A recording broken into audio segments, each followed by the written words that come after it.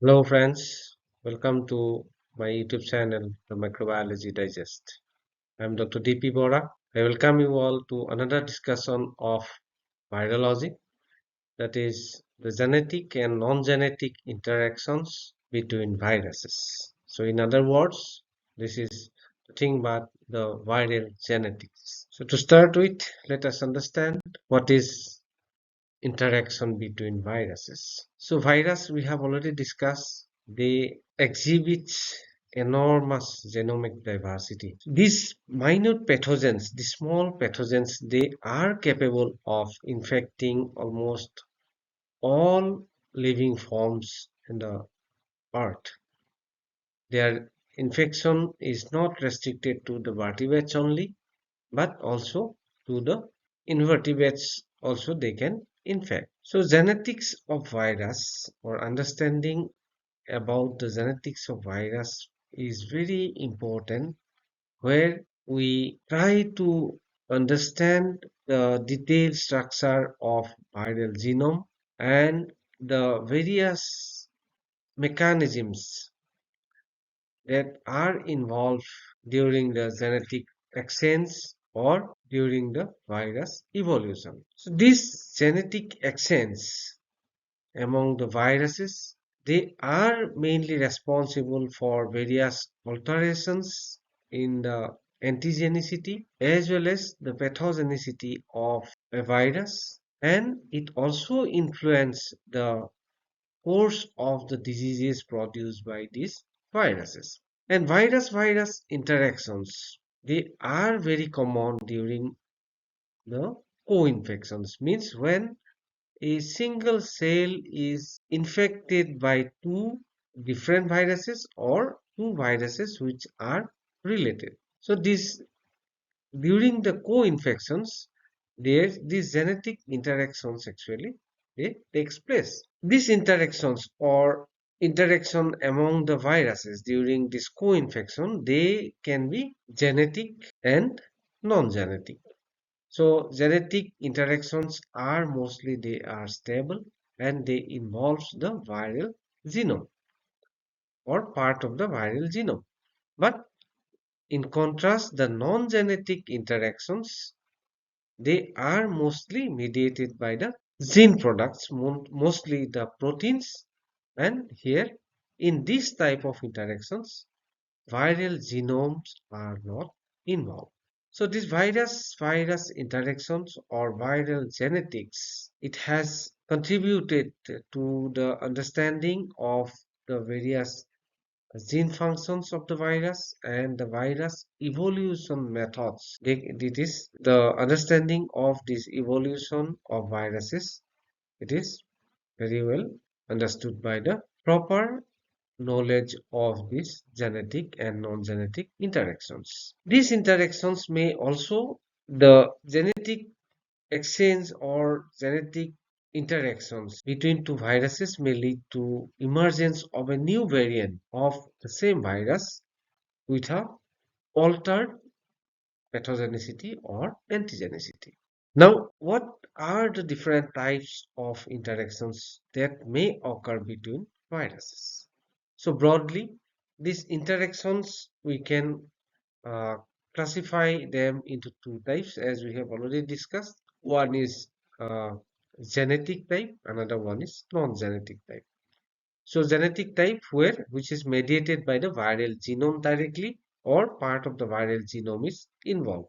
But non-genetic interactions are mostly mediated by the gene products only, means these are mediated through proteins, not mediated by the viral genome. So under genetic interactions, two interactions are there. First one is the mutation, then second one is the recombination.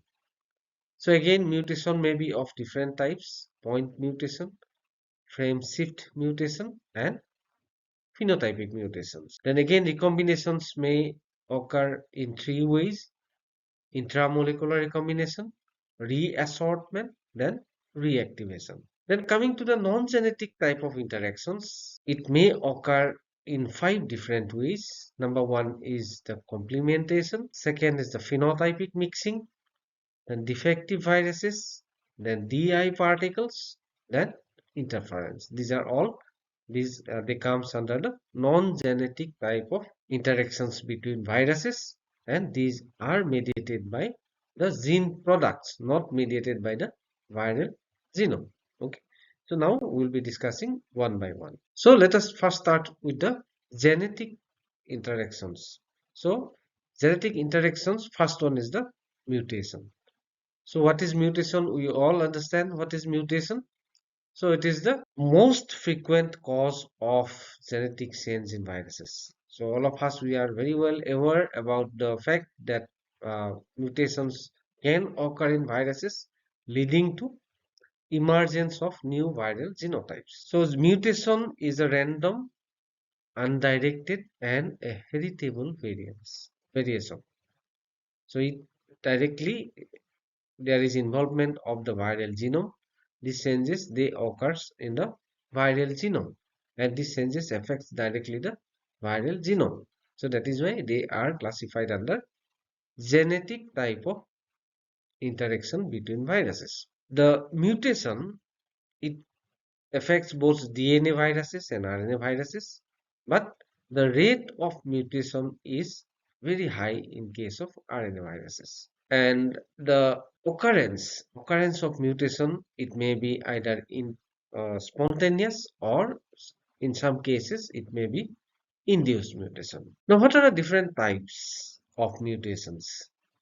So mutations, they can be classified based on origin into two types, as already we have discussed: spontaneous mutations, which can occur spontaneously, and second one is the induced mutation, which are induced by using some of the chemicals or physical agents, which are called as mutagens. Then again, mutation can also be classified into genotypic mutation and phenotypic mutation. So genotypic mutation includes the point mutation as well as the frame shift mutation. Then phenotypic mutation includes the conditional lethal mutants, then plaque mutants, plaque size mutants, hot mutants, enzyme deficient mutants. So there may be many more phenotypic mutations or mutants may be there. Now, what is point mutation?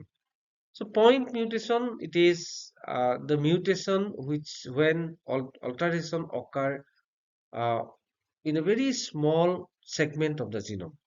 So normally it affects a single nucleotide affecting a particular point. So this type of mutations are called as point mutation, and this is a very common type of mutations which we can see in viruses. So point mutation, as we have already discussed, it affects a very small portion or segment of the genome, mostly affecting a single nucleotide.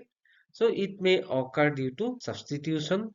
So one nucleotide may be substituted by another, which may be again either transition type or transversion type, or there may be insertion of a new nucleotide, or there may be a deletion of a nucleotide. So all these type of mutations or ways they affects particularly one or two nucleotides.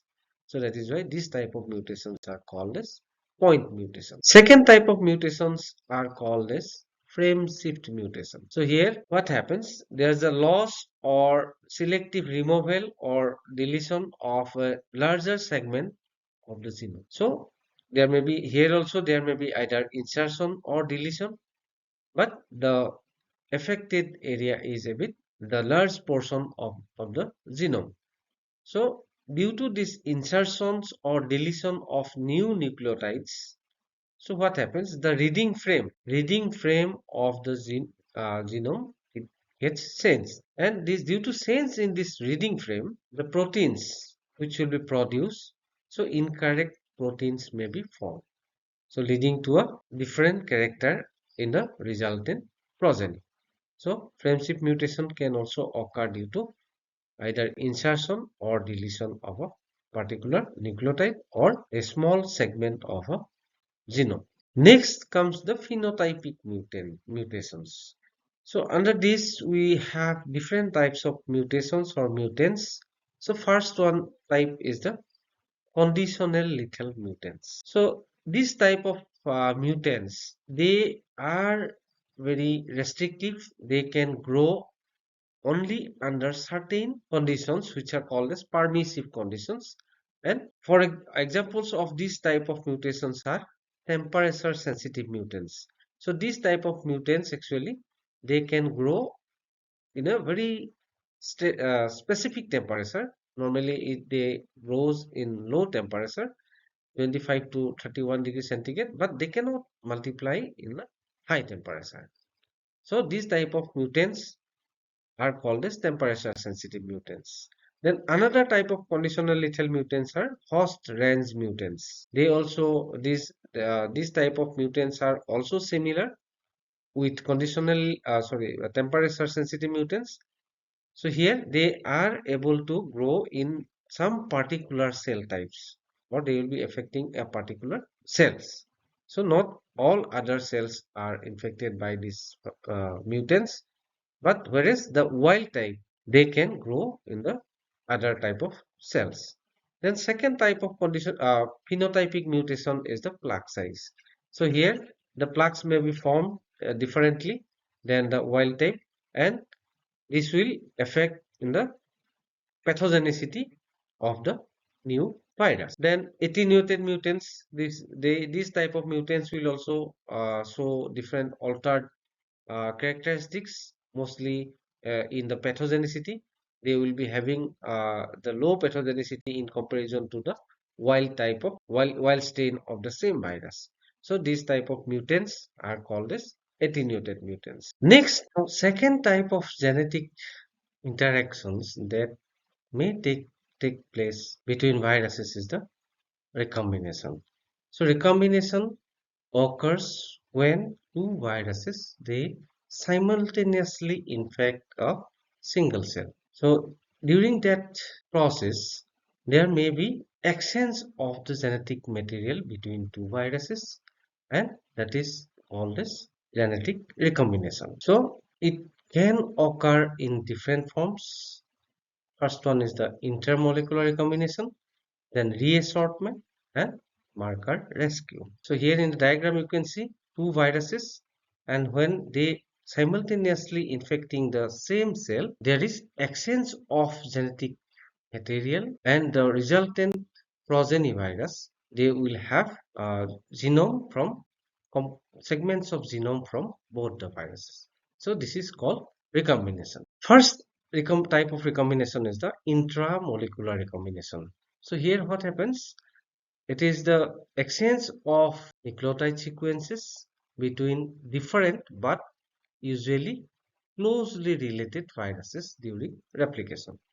So when two different but closely related viruses simultaneously infect single cell, then there is exchange of genome sequences occurs, and this is called as intramolecular recombination. So this type of recombination, it occurs in both, very common in DNA viruses, but this is also seen in case of RNA viruses. The next type of recombination is the reassortment. So this is again a different type of genetic recombination, mostly seen in case of segmented viruses, means the viruses where they carry a genome with a segmented type of genome is present. Viruses with segmented genome, they mostly shows the reassortment type of genetic recombination. So when a cell is simultaneously infected by two viruses having segmented genome, what happens? So there is exchange of genome segments. So during the replication process, so there will be exchange of genome segments between two viruses, and the progeny virus will have the genome segments from both the viruses. So this occurs naturally when segmented genome viruses they co-infect, simultaneously infect a same cell.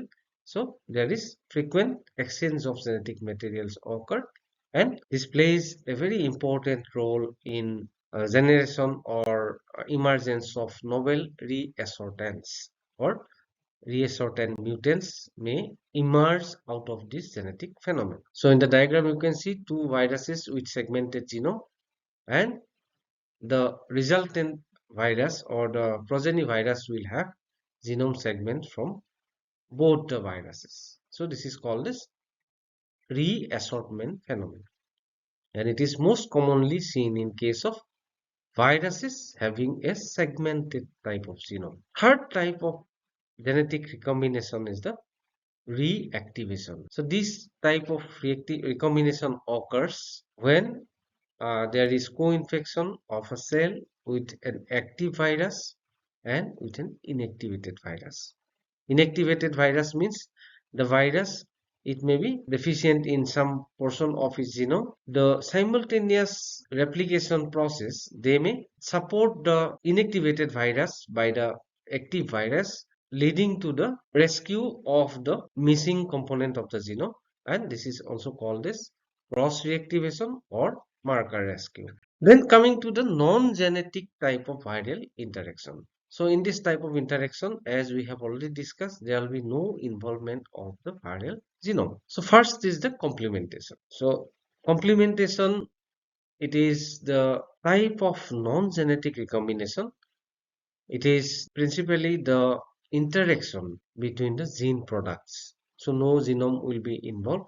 It, it is the interaction between the gene products, means there will be interaction between the proteins. So it involves the sharing of viral proteins without alteration in the viral genome. This also occurs during the co-infections. So in dual infections, what happens? Complementation can occur if a defective gene product of one virus is substituted by a gene product of another virus. So this defective, if suppose one virus is defective in one product, so other virus will substitute that product, leading to the development of progeny viruses. These progeny viruses will be as like their parents. So complementation can occur even between unrelated viruses when two unrelated viruses, they simultaneously infect a single cell. So there may be complementation. Then second type is phenotypic mixing. Like complementation, here also this is a non-genetic type of recombination or non-genetic type of interaction between viruses. So here there will be mixing of phenotypic components, or the components of the virus will be exchanged. So what happens if two viruses, different viruses infect a cell? The progeny virus may contain the components, mostly the capsid code components derived from both the parents. It occurs during the assembly process, and the resultant virus, progeny virus, will have the phenotypic property from both the viruses. So this is called as phenotypic mixing. And but here the altered phenotype, this type of phenotypes or the resultant progeny virus with a different phenotype, they are generally not stable because they contains characters from both the parents, and they are not stable viruses, but it plays an important role in the replication of some viruses. Then third type is the defective virus. So defective viruses, as we all know, are those viruses which are not capable of their independent replication. So defective viruses, they always need help from different other virus.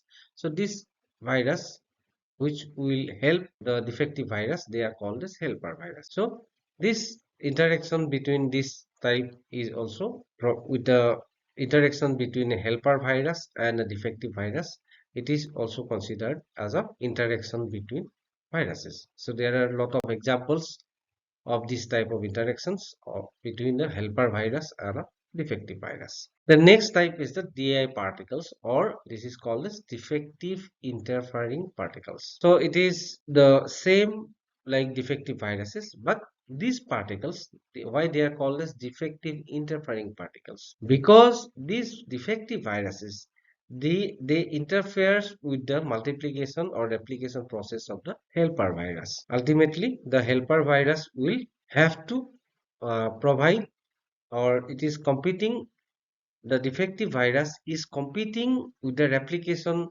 process of the helper virus. So that is why this type of interactions or this type of particles are called as defective interfering particles, and this is also considered as one of the non-genetic type of interactions between viruses. Then last type of interaction is the interference. So interference, this is infection of a cell or any host by two viruses simultaneously. So normally what happens in case of viruses, they generally inhibits the multiplication of one of the virus. So this phenomena is seen in case of viruses. This is called as interference. So what are the non-genetic type of interactions we have come across? First one is the complementation, then phenotypic mixing. These two are most important. Then third one is the defective virus, then effective interfering particles, then last one is the interference. So these are all about the genetic and non-genetic interactions that may take place among viruses, or this is in a nutshell about the viral genetics. So this is what I wanted to discuss, or I wanted to discuss today. So hope the informations will be helpful, and if you find these informations are helpful, please subscribe to my channel and give your comments. With this, thank you very much. Thank you.